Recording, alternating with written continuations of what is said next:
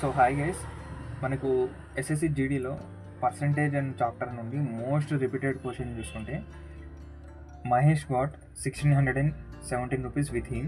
He divided it among his two sons, Vijay and Ajay, and asked them to invest it at 10% rate of interest compounded annually. It was seen that Vijay and Ajay got same amount after 15 and 16 years respectively.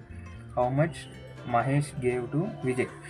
So దీన్ని simple trick use చేసి ఎలా చేయాలంటే,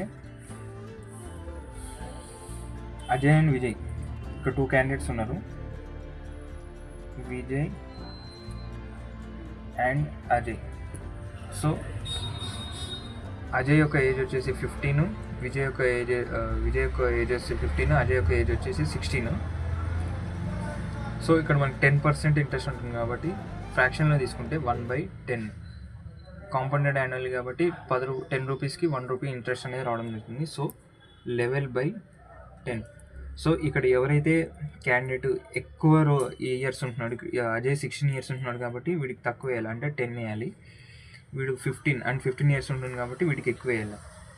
so ఈ 11 + 10 21 parts is equal to 1617 అయినప్పుడు how much Mahesh gave to Vijay అంటుంది కాబట్టి విజయ్ వచ్చేసి 11 parts యొక్క వాల్యూ ఎంత అనేసి అడుగుతున్నాడు. సో దీన్ని ఈజీగా క్యాన్సిల్ చేస్తే మనకు ఆన్సర్ వస్తుంది.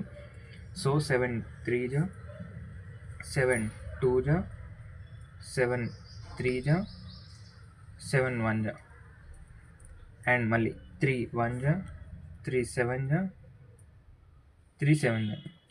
So 11 × 77 is nothing but 770. ఆప్షన్లో ఎక్కడ ఉందంటే ఇది మన ఆన్సర్.